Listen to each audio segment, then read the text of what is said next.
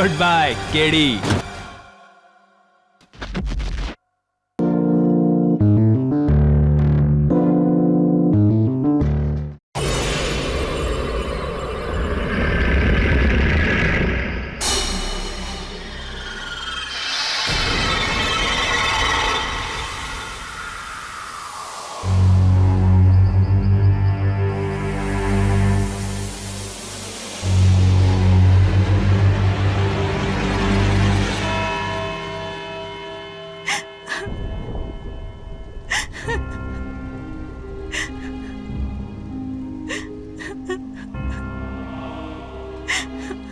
B calm my child.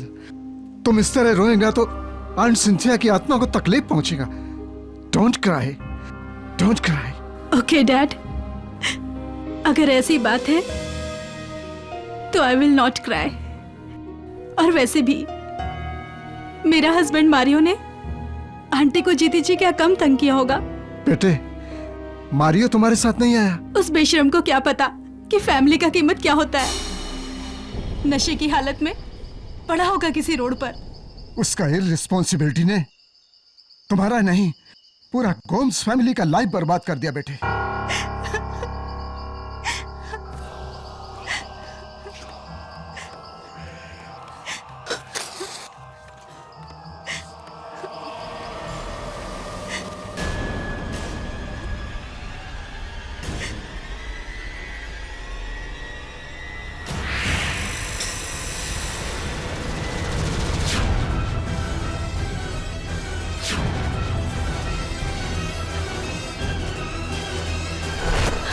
Dad, C aunty का funeral तो 2 दिन पहले हुआ था ना। और ये टॉमस्टोन भी नया है। इस पे इतना बड़ा क्रैक, इस पे इतना बड़ा क्रैक कैसे आया?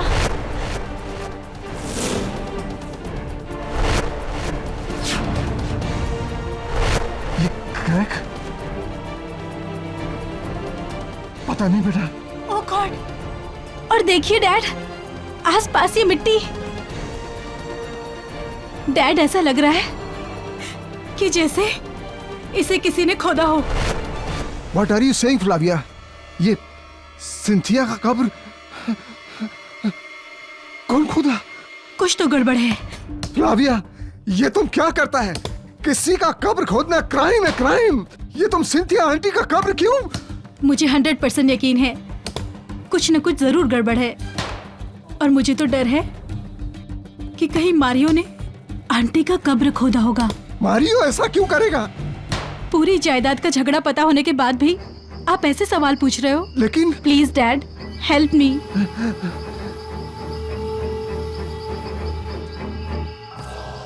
खोलिए उसे।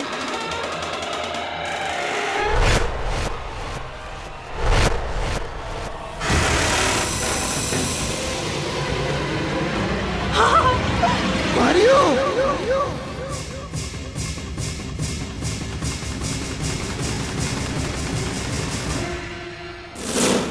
डियर आंट सिंथिया, आपको आपकी ये नीज एमिली बहुत मिस करेगी। काश आप भी हमारे साथ होती।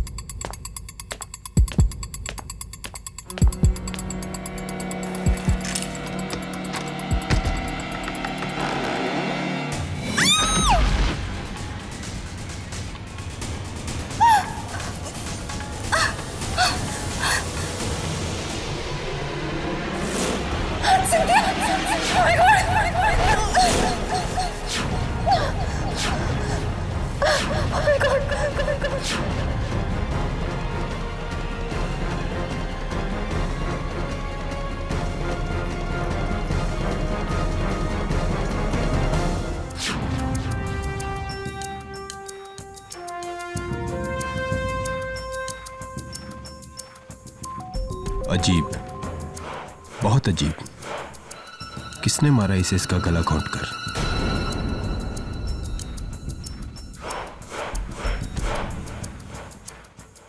गले में चेन डालकर मारा इसे। ये देखो, इसके गले पे चेन की कड़ियों के निशान साफ दिखाई दे रहे हैं। साहब, ये चेन मिली बार कोने में।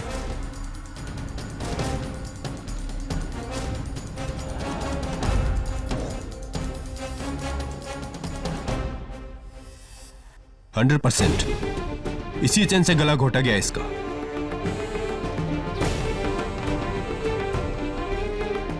और रिचर्ड, मेरी भांजी एमिली का पति। बट इंस्पेक्टर, ये चेन रिचर्ड्स का नहीं है, एमिली का है। एमिली रहती कहाँ है? रिचर्ड, आंट सिंथिया की बॉडी हमारे घर पे, इतनी दूर उस ग्रेवयार्ड से। नहीं, मुझे नहीं पता कैसे। अब मैं क्या करूं? Oh my God, I'm so scared. क्या करूं? रिचर्ड, बॉडी बहुत भारी है, मैं उसे नहीं उठा सकती। तुम कब पहुंच रहे हो घर? जल्दी आओ वरना पुलिस। Oh my God, दरवाजा खुला है।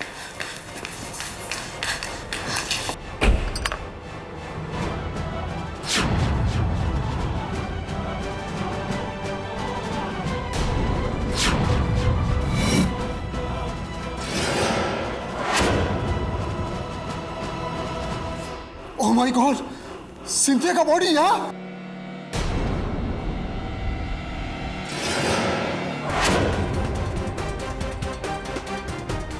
मुझे कुछ नहीं पता, मैंने कुछ नहीं किया। ये सब मारियो की चाल है, उसी ने मुझे फंसाया है। मारियो मर चुका है। What? और उसे तुमने मारा है। You are under arrest Mrs Emily Francis. नहीं, मैंने कुछ नहीं किया, मैंने किसी को नहीं मारा, ये सब झूठ है। चलो। नहीं, मैंने कुछ नहीं किया, छोड़ दो मुझे। नहीं।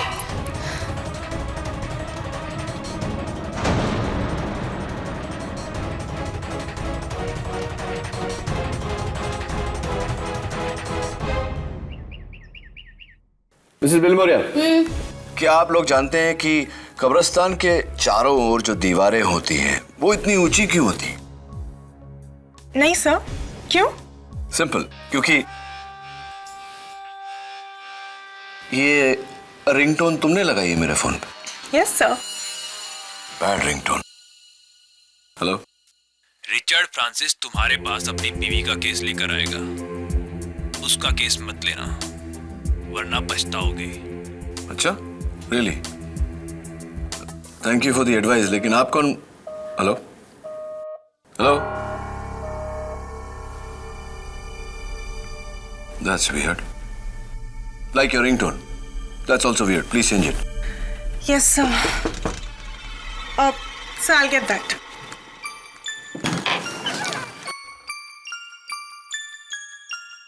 एडवोकेट केडी पाठक, रिचर्ड फ्रांसिस। आपको कैसे पता? मेरे जासूस चारों ओर फैले हुए हैं। Just joking. बताइए मिस्टर फ्रांसिस, आपका कौन सा केस है जो मुझे नहीं लेना चाहिए? रिचर्ड, मुझे बहुत डर लग रहा है। मुझे इस लॉकअप में अकेले मत छोड़ो। यहाँ आसपास सारे खूनी हैं, लेकिन मैंने किसी को नहीं मारा। किसी को नहीं मारा मैंने, किसी का खून नहीं किया, किसी को नहीं मारा मैंने।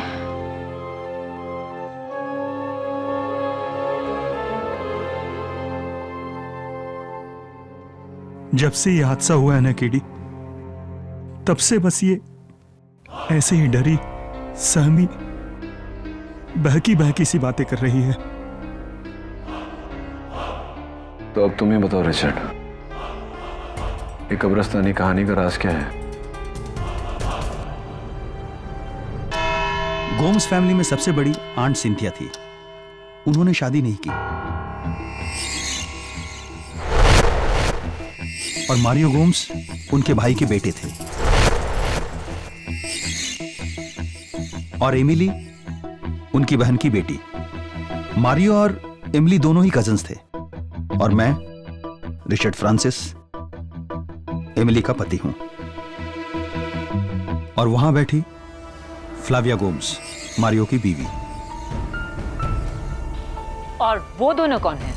वो अंकल एल्बर्ट हैं, आंट सिंथिया के छोटे भाई।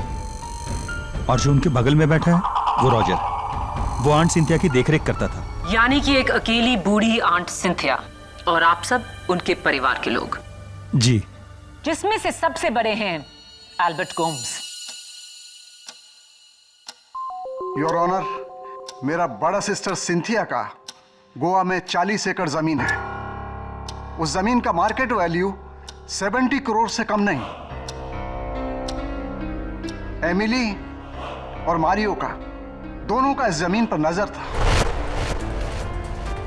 और हमको ऐसा लगता है कि उसी जमीन के वास्ते एमिली ने मारियो को मार डाला।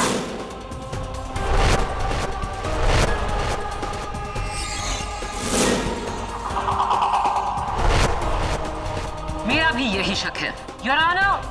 8 मार्च को सेंट मार्क्स कब्रिस्तान से जब पुलिस को सिंथिया गोम्स की कब्र से उनके भतीजे मारियो गोम्स की लाश मिली तो उसके साथ एमिली की एक चेन भी मिली जिससे मारियो गोम्स का गला घोटा गया था।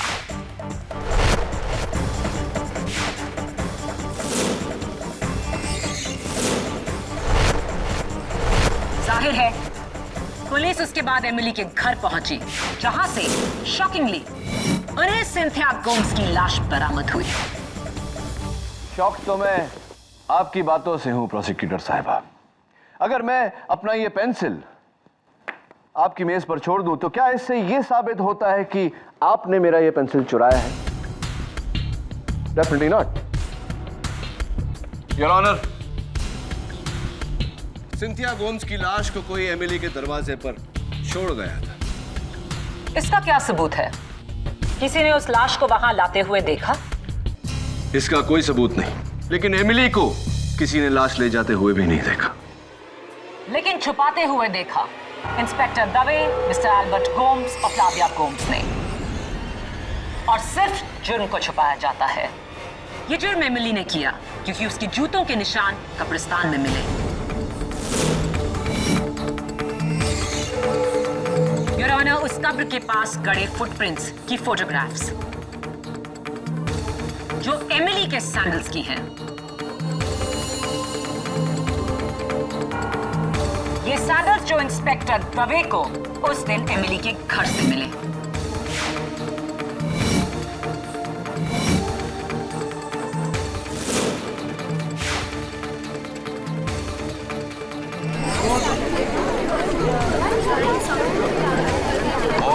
ऑर्डर। और इन सैंडल्स पर जो मिट्टी है उसी कब्रिस्तान की है। ये तो क्लियर सबूत है कि एमिली वहां गई थी।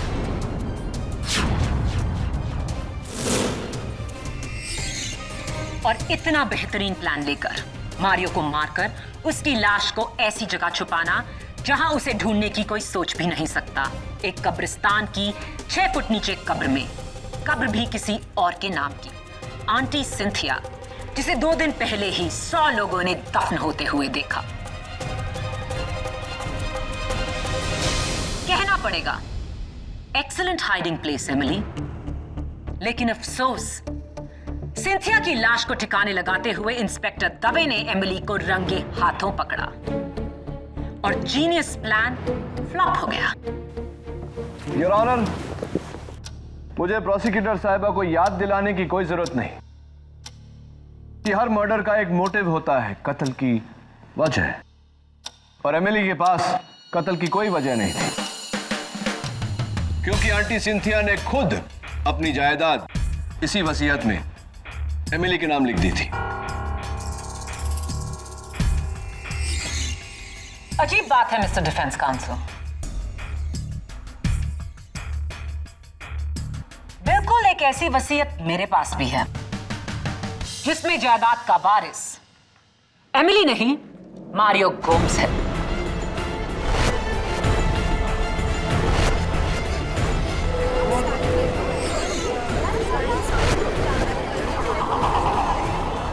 ऑर्डर। योर ऑनर, एक जायदाद के 2 दावेदार, कजिन्स मारियो और एमिली। इसीलिए एमिली ने मारियो की जान ली ताकि मारियो की मौत के बाद सारी जायदाद एमिली फ्रांसिस के नाम हो।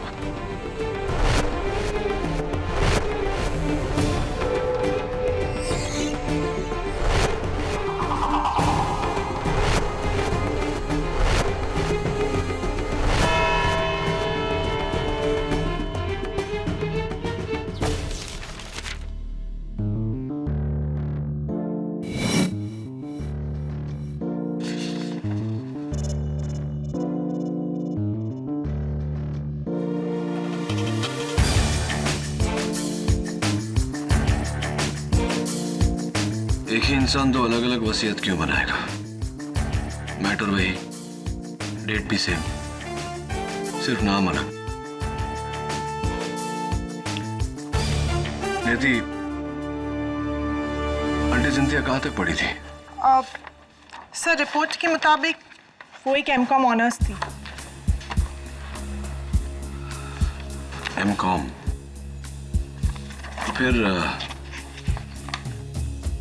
सिग्नेचर की जगह अंगूठा क्यों लगाया?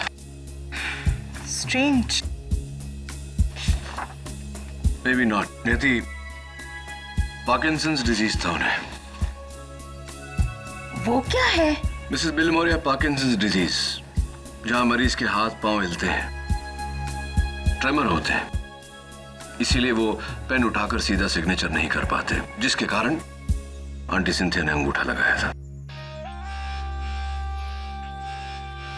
Please change this ringtone. KD Pathak? KD Pathak, इस केस को छोड़ दो वरना पछताओगे। सुनिए मिस्टर धमकी वाले, मैं हेलो हेलो। वो इच धमकी वाला फोन? तुम ये कॉल ट्रेस क्यों नहीं कर सकते? अनट्रेसेबल नंबर है मिसेस बिलमोरिया। नेवर माइंड, वो उसका काम कर रहा है, हम अपना काम करेंगे। नियति, गैजेट ऑफिस से पता करो कि ये दोनों स्टैम्प पेपर्स किस डेट पे इशू हुए थे।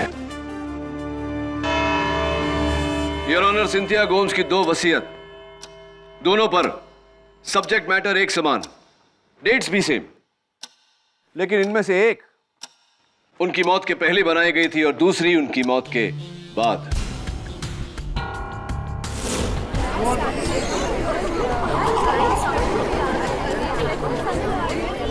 Order order. केडी, ये तुम कैसे कह सकते हो? योर ऑनर, गवर्नमेंट रेगुलेशंस के मुताबिक जब भी कोई स्टैम्प पेपर इशू किया जाता है तो रजिस्टर में उसका डेट ऑफ इशू दर्ज किया जाता है। एमिली गोम्स के नाम जो वसीयत है, उसका स्टैम्प पेपर 9 महीने पहले इशू किया गया था, लेकिन मारियो गोम्स के नाम जो वसीयत है, उसका स्टैम्प पेपर सिंथिया गोम्स के मौत के 2 दिन बाद इशू किया गया है।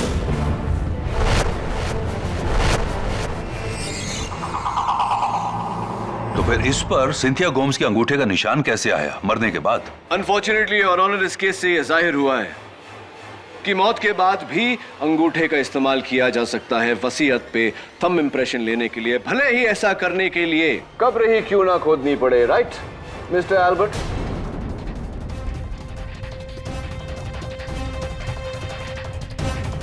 मिस्टर एल्बर्ट, ये कब्र खोदने का शवल आपका ही है या नहीं? इज इट योर्स और नॉट? जी, ये शवल मेरा ही है, लेकिन 2 महीने पहले रॉजर ने मुझसे बोरो किया था। योर ऑनर, मैं रॉजर को कटघरे में बुलाने की इजाजत चाहता हूं। इजाजत।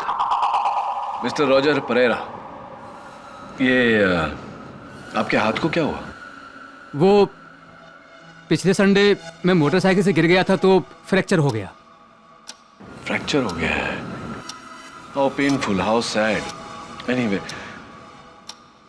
रॉजर, 10 साल तुमने आंटी सिंथिया की सेवा की। बड़े दुख की बात है कि उसके बावजूद उनकी जायदाद में से तुम्हारे नाम कुछ भी नहीं। वांदा नहीं साहब, मैडम सिंथिया ने मुझे बेटे की तरह रखा था। उन्होंने कभी मुझे नौकर समझा ही नहीं, और यही मेरे लिए काफी है। मुझे पैसे में कोई इंटरेस्ट नहीं है साहब। वाह क्या बात है, व्हाट अ नोबल थॉट। अगर दुनिया में हर इंसान तुम्हारी तरह होता तो दुनिया कितनी सुंदर होती, सोचो। वैसे पता नहीं कि तुम्हें पता है या नहीं, लेकिन एमिली के बाद 70 करोड़ की जायदाद के मालिक तुम।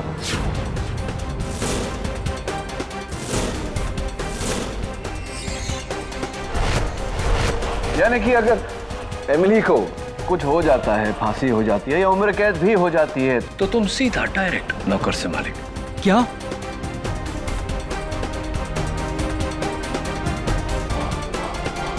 सिलेविया मैडम ने तो मुझसे झूठ बोला। उसने कहा कि मेरा नाम जायदाद में कहीं है ही नहीं। Really?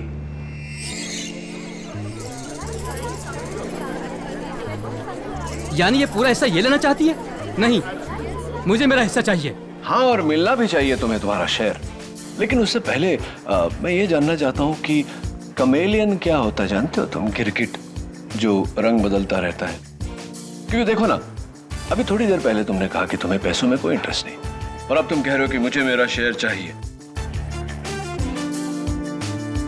Interesting point. लेकिन उससे भी ज्यादा इंटरेस्टिंग पॉइंट ये है कि मैडम फ्लाविया ने आपको झूठ क्यों बोला? योर ऑनर, मैं फ्लाविया को कटघरे में बुलाने की इजाजत चाहता हूं। इजाजत? मारियो की वजह से सर। मारियो नहीं चाहता था कि रॉजर को इस बात के बारे में कभी भी पता चले कि उसका नाम भी वसीयत में है।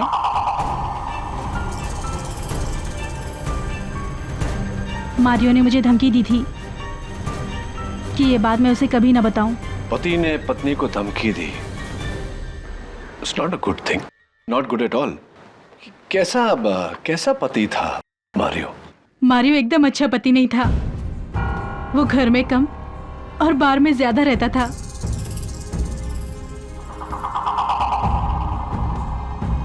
उसकी शराब पीने की गंदी आदत और उस पर सी अय्याशियां।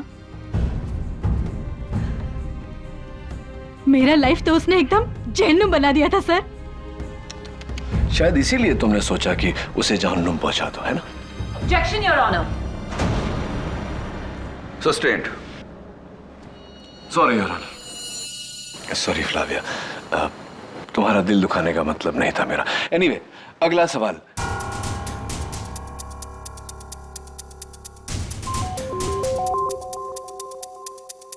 योर ऑनर, इस केस का एक बहुत ही अहम विटनेस पुलिस की गिरफ्त में आया है। उस कब्रिस्तान का पहरेदार पीटर डिसूजा। मेरी आपसे दरख्वास्त है कि मैं उसे अदालत में पेश कर सकूं। Your honour, this is incorrect procedure. इस विटनेस के बारे में डिफेंस को बताया ही नहीं गया। पीटर की गिरफ्तारी 1 घंटे पहले हुई। मुझे भी अभी पता चला है your honour. KD, murder case में ऐसी अहम गवाही को रोका नहीं जा सकता। पीटर डिसूजा को पेश किया जाए।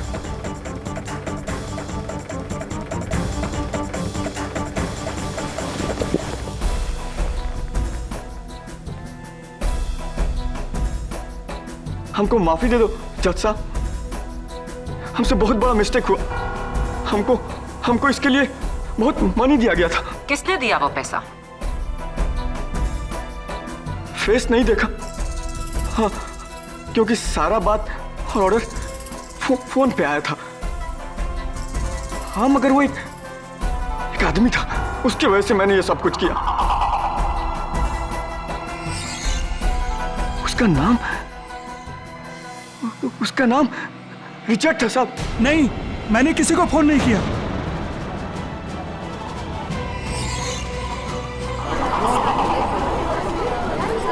Order order. मिस्टर रिचर्ड, आप बैठ जाइए। मेरा शक सही निकला योर ऑनर। ये पूरी साजिश अकेली एमिली की नहीं थी। उसके पति रिचर्ड ने भी उसकी मदद की। एमिली और रिचर्ड फ्रांसिस ने मिलकर मारियो को मारा।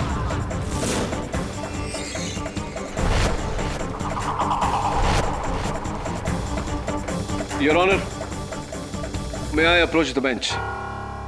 You may. योर ऑनर, इस नए विटनेस, नए सबूत की रोशनी में मुझे थोड़ा वक्त चाहिए। लेकिन पीटर डिसूजा की गवाही के बाद तुम्हारा केस और भी कमजोर हो गया। योर ऑनर, पीटर ने सिर्फ उसकी आवाज सुनी है, चेहरा नहीं देखा। मुझे पूरा यकीन है कि कोई तो है जो इस केस को गुमराह करने की कोशिश कर रहा है। वही शख्स मुझे भी धमकियां दे रहा है, और ये बात मैं साबित कर सकता हूं कोर्ट में। Your honour, please take more time. तो तुम्हें यह काम जल्द से जल्द करना पड़ेगा केडी, क्योंकि कल सुबह 9:30 से 10:30 के बाद इस केस की अगली तारीख 10 दिन बाद की है। तुम 10 दिन तक इंतजार करना चाहोगे या? नहीं योर ऑनर, 10 दिन में कुछ भी घुमाया जा सकता है। Tomorrow morning is okay. Granted. Thank you your honour. इस केस की सुनवाई कल सुबह 9:30 से 10:30 के बीच में की जाएगी। तब तक के लिए अदालत मुलतवी की जाती है।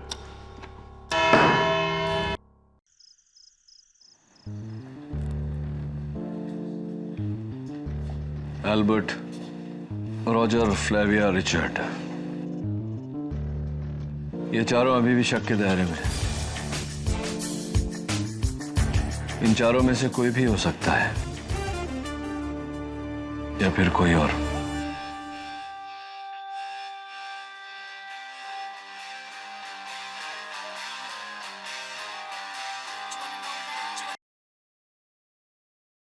बोलिए मिस्टर धमकी सिंह। कल सुबह अदालत मत आना, वरना मारियो के साथ जो हुआ तेरे साथ भी होगा केडी। Bloody idiot। किसी का खून नहीं किया, किसी को नहीं मारा मैंने। जी ये शवल मेरा ही है, लेकिन 2 महीने पहले रॉजर ने मुझसे बोरो किया था। नहीं, मुझे मेरा हिस्सा चाहिए। मारियो एकदम अच्छा पति नहीं था। उसका नाम रिचर्ड था साहब। नहीं, मैंने किसी को फोन नहीं किया। मेरा शक सही निकला योर ऑनर। एमिली और रिचर्ड फ्रांसिस ने मिलकर मारियो को मारा।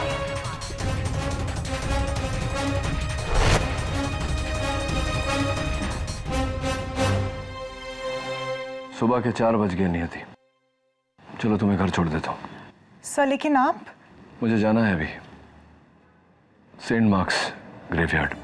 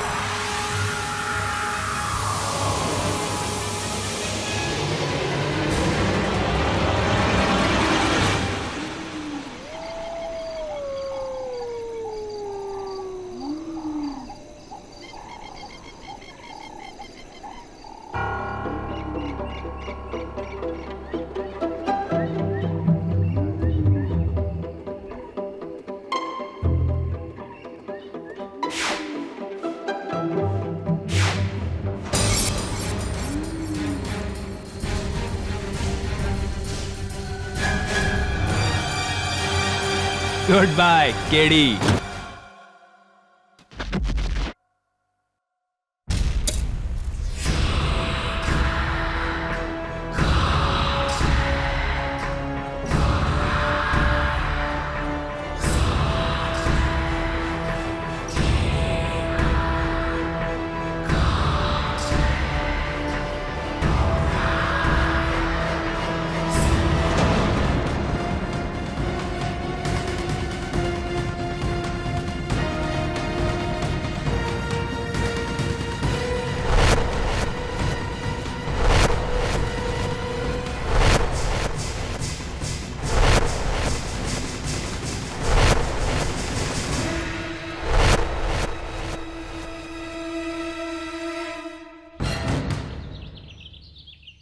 हेलो झिलमिल जी, मैं नियति ऑफिस से बोल रही हूँ।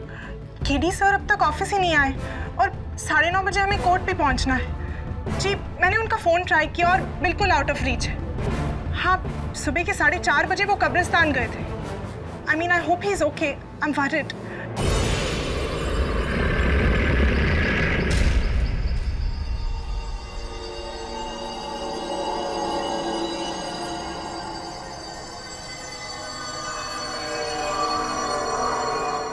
गीली मिट्टी की खुशबू। Oh my God, this is not good, Mr. K.D. Pathak. Not good at all. Is anybody there?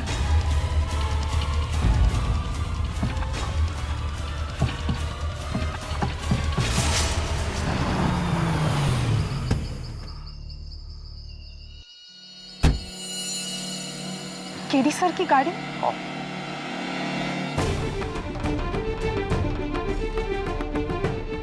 Calm down, K.D. Easy. Panic मत करो। पैनिक करोगे तो सांसें तेज चलेगी, ऑक्सीजन खत्म हो जाएगा। Easy, you can do it. Okay, let's think about this. Next step, cell phone. Right, cell phone.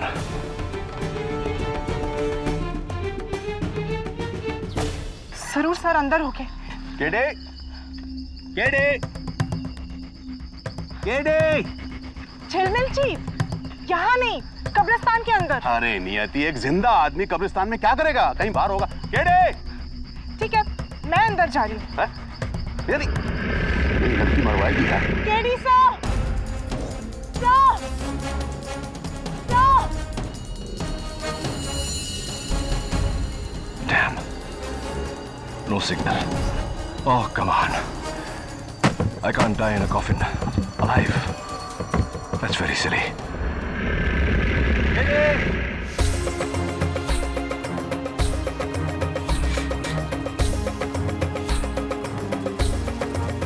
Signal भी नहीं है। इसलिए तो सर का फोन आउट ऑफ रीच आ रहा था। केडे। KD sir.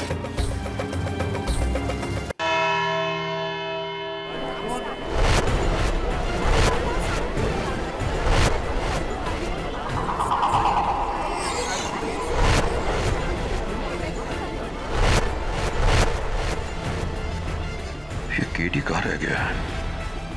अजीब बात है, इतने सालों में कभी किसी केस में वो लेट नहीं आया। अभी आज क्या हो गया?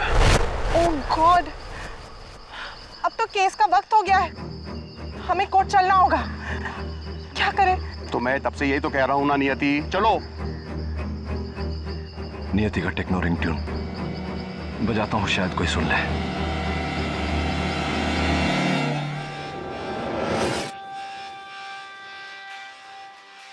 एक सेकंड।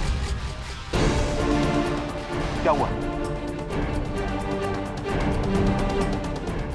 यहाँ से कुछ आवाज आ रही है, कोई इंग्लिश गाने की।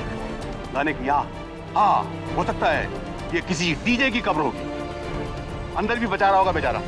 टेक्नो बीट्स, मेरा रिंगटोन। कान बज रहे हैं तुम्हारे कान, कब्रिस्तान है ये। अभी चलो, लेट हो रहे हैं, कोर्ट मुकदमा शुरू हो गया होगा। चलते।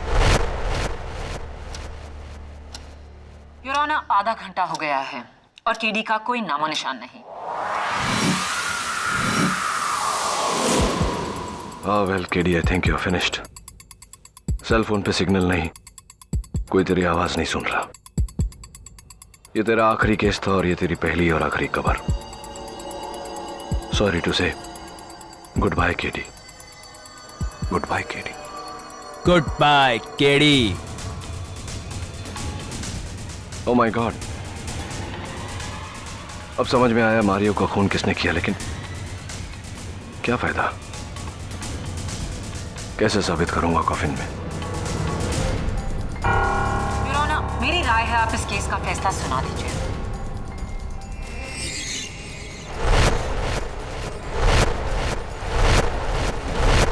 नहीं माया, मैंने केडी को 1 घंटे की मोहलत दी थी, अभी भी आधा घंटा बाकी है। Let us wait. KD, you can't die so easily. इतनी आसानी से नहीं मर सकते तुम। सोचो, सोचो कैसे बाहर निकलोगे। कार कीज, गाड़ी की चाबी, गाड़ी का सिक्योरिटी लॉक, शायद कोई देख ले। रेडियो सेंसर्स दीवारों से पास होते हैं।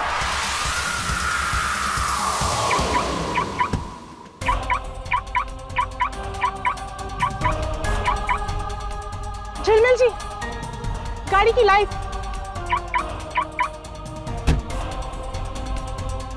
हाँ, मुझे लगा था कि केडी अंदर ही होगा और सो रहा होगा। KD, KD sir. KD, KD, KD sir. KD. अंदर तो कोई नहीं है। मैंने कहा था कि गाड़ी उसकी खराब हो गई होगी, गाड़ी यहीं छोड़ करके वो कोर्ट चला गया होगा। चलो। नहीं झिलमिल जी, आई एम श्योर ये कोई इशारा है हमारे लिए। केडी साहब में कांटेक्ट करने की कोशिश कर रहे हैं। I am sure. हो तुम पागल हो, चलो मेरे साथ चलो। देखिए, आप आए या नहीं आए, I am sure KD sir अंदर है, मैं अंदर जा रही हूँ। अरे यार, ये लड़की फिर मरवाएगी। नियति, नियति, अरे नियति। ओह, केडी सर। अरे क्या केडी, केडी यार। थिंक नियति, थिंक। सर का रिंगटोन, मैंने सुना था।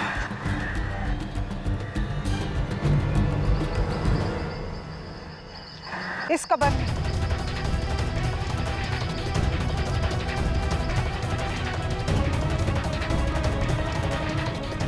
जिंदा? हाँ। निधि तुम पागल हो गई क्या? इस कब्र के अंदर केडी जिंदा? ऐसा कभी नहीं हो सकता।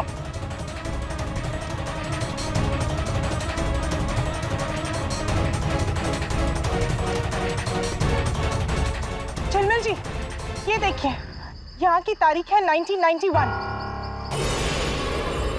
यानी कि 20 साल पुरानी। और यहाँ की मिट्टी देखकर ऐसा लगता है जैसे कि इसने अभी इस पे डाली हो।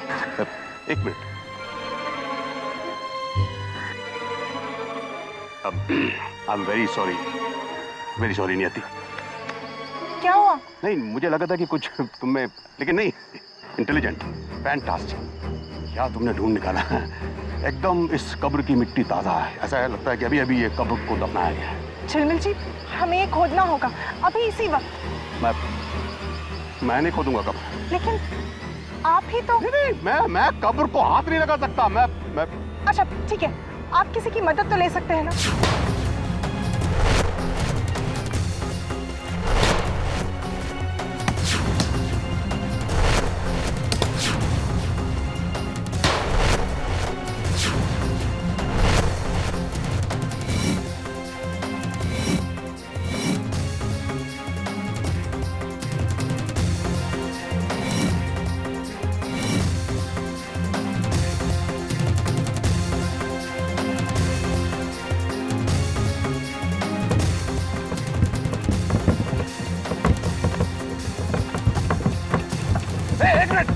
एक मिनट, कोई अंदर से ठोक रहा है।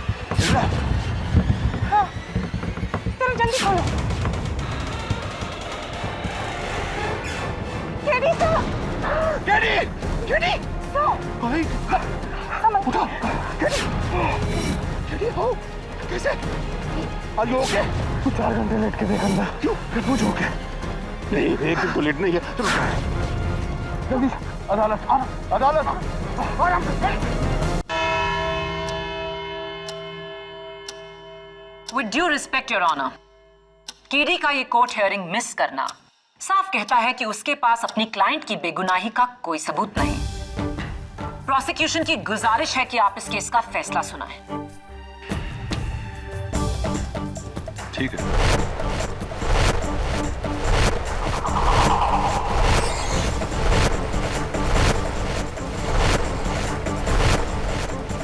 10:30 बजने वाले हैं और योर ऑनर, लेकिन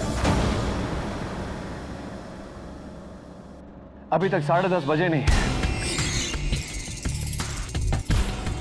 केडी, ये कोई टाइम है अदालत पहुंचने का? I am extremely sorry your honour.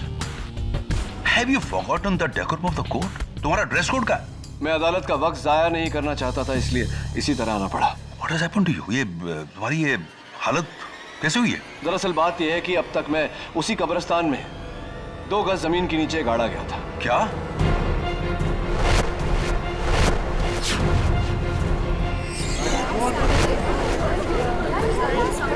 In the court please.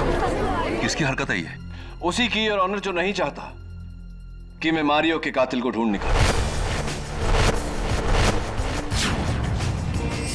तुमने उसका चेहरा देखा है? चेहरा तो नहीं देखा योर ऑनर, लेकिन उसकी आवाज सुनी है।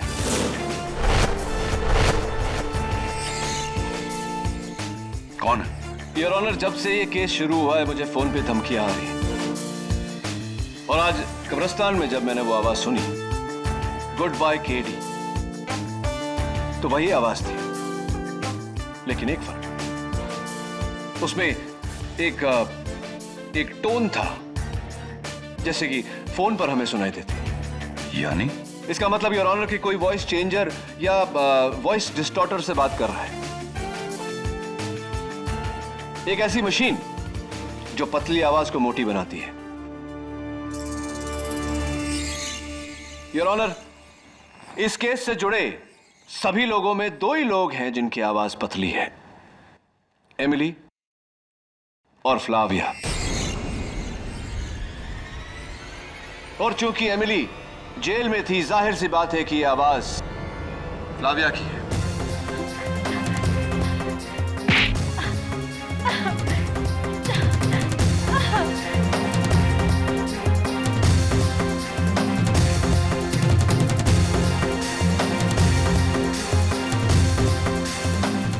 मेरा हस्बैंड मारियो और मेरे डैड एल्बर्ट दोनों ने मिलकर एक झूठी वसीयत तैयार की और उसके ऊपर सिंथिया आंटी के लाश के अंगूठे का निशान लगाया।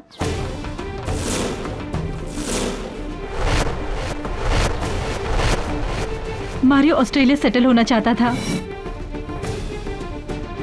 पर मेरे साथ नहीं, उसकी गर्लफ्रेंड के साथ, वो भी मुझे धोखा देकर। इससे पहले कि वो मुझे धोखा देता, मैंने उसे धोखा दे दिया, उसकी जान लेकर।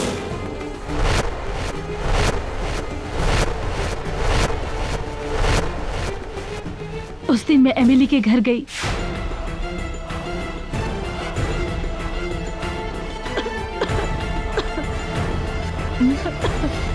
मैं अभी पानी लाती हूँ। वहां से उसके जूते और चेन चुराया और उसी चेन से मैंने अपने पति का मर्डर कर दिया।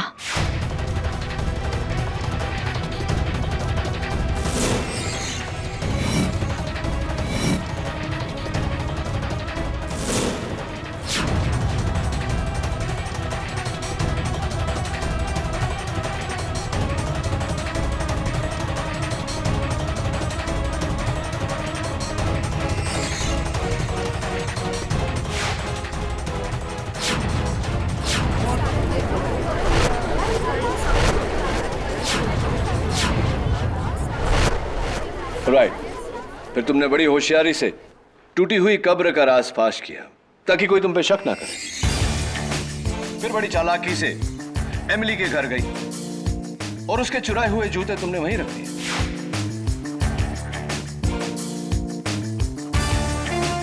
ताकि दवे को इन्वेस्टिगेशन के दौरान वो वहां से बरामद हो।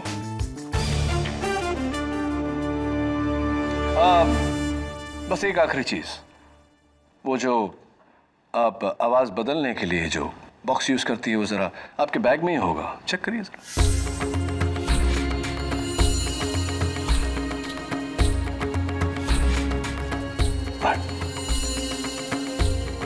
इस वॉइस चेंजर के जरिए मैंने कब्रिस्तान के कब्र खोदने वालों को रिश्वत दी और उन्होंने मेरे ही कहने पर मारियो की लाश वहीं पर दफन कर दी और आंटी सिंथिया की लाश एमिली के घर छोड़ दी।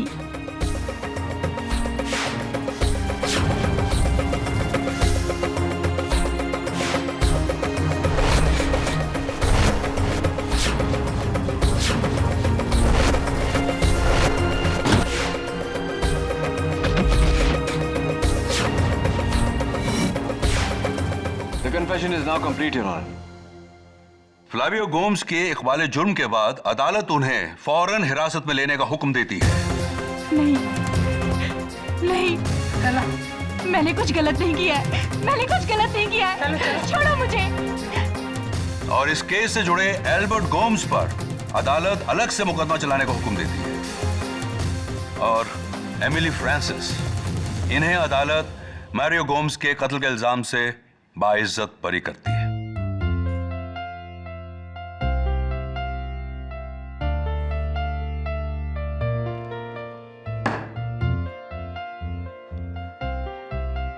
लगता है तुम मेरा पीछा कब्र में जाने के बाद भी नहीं छोड़ोगे केडी। पन इंटेंडेड और अनइंटेंडेड।